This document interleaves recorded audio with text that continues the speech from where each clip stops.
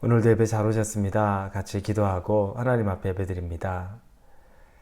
하나님 감사합니다. 우리가 눈을 떠서 하루를 맞이하는데 또 하나님 우리를 부르시기에 순종하여 이 예배 자리에 나왔습니다. 예배 자리에 온다는 것은 하나님을 만나는 시간입니다. 말씀으로 하나님을 만나고 또 그 말씀이 우리를 움직여서 우리의 삶을 변화시킬 것을 기대하는 마음으로 오늘 하루를 보내려 합니다. 하나님, 우리를 성령 충만하게 하시고 하나님의 말씀이 우리 안에 촉촉히 젖어들어서 우리 안에 마음이, 생각이, 또 삶이 변화되는 하루가 되도록 인도하여 주옵소서. 예수님의 이름으로 기도합니다. 아멘. 네, 오늘 말씀은 요한 1서입니다. 4장 7절에서 13절까지의 말씀입니다. 요한 1서 4장입니다. 7절에서 13절입니다. 요한 1서 4장 7절에서 13절 우리 찾으셨으면 같이 읽겠습니다. 사랑하는 자들아, 우리가 서로 사랑하자. 사랑은 하나님께 속한 것이니 사랑하는 자마다 하나님으로부터 나서 하나님을 알고 사랑하지 아니하는 자는 하나님을 알지 못하나니 이는 하나님은 사랑이심이라. 하나님의 사랑이 우리에게 이렇게 나타난 바 되었으니 하나님이 자기의 독생자를 세상에 보내심은 그로 말미암아 우리를 살리려 하심이라. 사랑은 여기 있으니 우리가 하나님을 사랑하는 것이 아니요 하나님이 우리를 사랑하사 우리의 죄를 속하기 위하여 화목제물로 그 아들을 보내셨음이라. 사랑하는 자들아, 하나님이 이같이 우리를 사랑하셨은즉 우리도 서로 사랑하는 것이 마땅하도다. 어느 때는 하나님을 본 사람이 없으되 만일 우리가 서로 사랑하면 하나님이 우리 안에 거하시고 그의 사랑이 우리 안에 온전히 이루어지느니라. 그의 성령을 우리에게 주심으로 우리가 그 안에 거하고 그가 우리 안에 거하는 줄을 아느니라. 아멘. 요한을 사랑의 사도라고 말합니다. 유독 요한 서신에 사랑에 대한 이야기가 많이 나오죠. 그 중에 특별히 이 요한 1서에는 사랑으로 가득합니다. 요한이 경험한 삶, 본인의 삶도 순탄하고 형통한 삶만은 아니었죠. 고난이 있었고 또 박해 가운데 있었고 그래서 유배를 당하는 그런 시기도 있었습니다. 삶이 평탄하다, 또 삶이 순탄하다라고 말할 수 없었음에도 그에게 하나님은 사랑이었습니다. 누가 뭐라고 할지라도 요한에게 하나님은 사랑으로 그려진 겁니다. 여러분에게 하나님은 어떤 분입니까? 여러분을 고난 가운데, 또 고통 가운데, 환난 가운데 방치하신 분, 그리고 여러분이 신음할 때 찾아오지 않으셨고 응답하지 않으셨던 분, 때로는 여러분을 책망하기만 하는 분, 혹시 이런 분으로 하나님을 그리고 있는 것은 아닙니까? 그럼에도 불구하고 하나님은 사랑이십니다. 왜냐하면 그 사랑을 보여준 것이 예수님을 인하여서 우리가 그것을 알게 됩니다. 오늘 본문의 9절에 보니까 하나님의 사랑이 우리에게 이렇게 나타난 바 되었으니 하나님이 자기의 독생자를 세상에 보내심은 그로 말미암아 우리를 살리려 하심이라 나옵니다. 예수님을 통해서 하나님이 우리를 얼마나 사랑하시는지를 이미 보여주신 것입니다.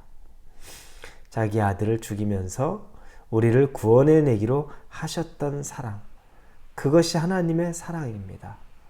그래서 다른 걸로 다 우리가 서운하고 섭섭하고 또 우리가 고통스럽다고 말해도 하나님의 이 사랑 앞에서 우리가 다른 할 말이 별로 없는 거죠. 이 사랑, 하나님의 사랑. 우리가 하나님을 먼저 찾았나요? 아니죠. 하나님이 우리에게 찾아오셨죠. 우리가 구원받을 만한 자격이 있어서 구원받았나요? 아니죠. 하나님이 그냥 예수 그리스도를 우리에게 주심으로 우리를 구원해 내셨죠. 그것이 바로 오늘 본문의 10절에 있습니다. 사랑은 여기 있으니 우리가 하나님을 사랑하는 것이 아니요 하나님이 우리를 사랑하사 우리를 속하기 위해 화목제물로 그 아들을 보내셨습니다. 우리가 하나님을 사랑해서 하나님이 그래 너 많이 사랑하는구나 해서 우리에게 보여주신 것이 아니라 하나님이 먼저 우리를 사랑하셨다는 겁니다. 우리를 먼저 사랑하신 것, 여러분, 혹시 서운한 마음, 섭섭한 마음이 있다고 해도 하나님 안에서 잘 정리하실 수 있길 바랍니다. 하나님은 여러분을 사랑하시고 여러분에게 먼저 찾아오시는 분이시고 여러분을 절대 고아와 같이 내버려 두지 않는 분이심을 믿으시기를 바랍니다. 그런데 하나님의 존재가 여러분에게는 막연합니까? 혹시 나는 사랑을 잘 모르겠습니다. 왜냐하면 내 눈앞에 하나님이 보여진 적이 없어서 사실은 이런 글로써 말씀으로써 하나님에 대해서 별로 제가 누리지 못하고 하나님이 어떤 분인지 모르겠습니다. 그렇죠. 우리는 눈으로 하나님을 본 사람이 없습니다. 그런데 요한 사도는 오늘 굉장히 소중한 얘기를 합니다. 우리가 하나님을 볼 수 있는 좋은 방법이 바로 사랑이라는 겁니다.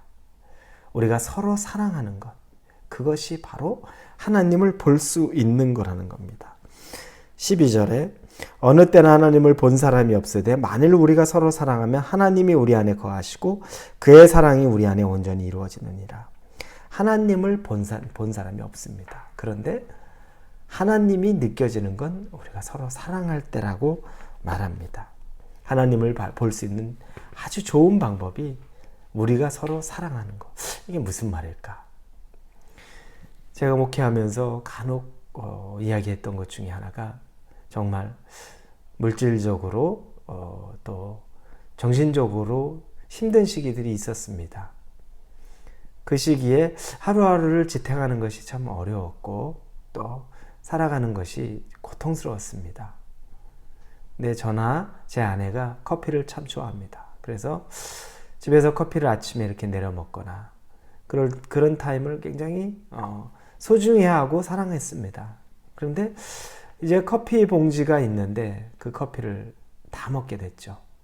근데 그 당시에 그 커피 한 봉지를 살 만한 여유가 별로 없었어요. 살려면 살 수는 있었지만 그걸 사면 다른 걸 희생해야 되는 정도의 어려움이 있었던 거죠. 그래서 그 커피가 먹고 싶은데 그럼에도 불구하고 그거를 선뜻 사지 못하는 때가 있었습니다. 그런데 어느 교회를 갔는데 주일에 어떤 분이 봉투에다 커피 한 봉지와 또 카드를 써서 이렇게 전달해 줍니다.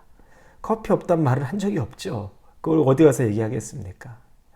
그런데 집에 와서 보니까 맛있는 아주 냄새부터 향긋한 커피 한 봉지가 딱 들어있고 카드가 써 있는데 카드가 그렇게 위로가 되고 커피가 그렇게 위로가 됩니다. 그때 딱 느낀 게 그 커피는 커피가 아닙니다. 하나님이 우리를 사랑하시는구나. 하나님이 우리를 방치하지 않으시는구나. 하나님이 우리를 버려두지 않는구나. 그게 믿어지는 거예요. 그 카드와 그 커피를 보는 순간에 하나님이 우리를 버리지 않았다. 하나님이 여전히 나를 사랑하신다. 여러분, 하나님을 형상으로 제가 보지 못했는데 저희 가정을 향한 그 사랑의 커피 한 봉지와 카드가 하나님을 보게 만들어줬어요. 이것이 바로 요한 사도가 말하는 거죠. 하나님을 본 사람이 없는데 우리가 서로 사랑하면 그때 하나님이 보여진다는 겁니다. 아, 하나님이 이런 분이구나. 하나님이 이런 분이시구나. 이렇게 우리를 사랑하시는구나. 라는 걸 경험하게 된다는 거죠. 사람을 통해서 하나님이 그 사람의 사랑을 통해서 그것이 깨달아지고 느껴지고 누려지게 만들어주신다는 거죠. 사랑하는 우리 성도 여러분, 하나님은 사랑이십니다. 어떠한 환경에 여러분이 있더라도 하나님은 여러분을 사랑하십니다. 그리고 여러분을 혼자 방치두지 않습니다. 고아와 같이 내버려 두지 않으시는 그 하나님의 사랑을 오늘 경험할 수 있는 하루가 되시기를 우리 예수님의 이름으로 축원합니다. 같이 기도합니다. 아버지 하나님 감사합니다. 하나님은 사랑이시라. 그렇습니다. 하나님은 우리를 사랑하시는 분입니다. 우리가 먼저 하나님을 사랑해서 날 사랑해 주시는 분이 아니라 하나님은 무조건적으로 먼저 우리를 사랑해 주셨습니다. 우리를 사랑해 주신 하나님께 감사를 드립니다. 오늘 그 감사 안에서 머물게 하여 주옵소서. 예수님의 이름으로 기도합니다. 아멘.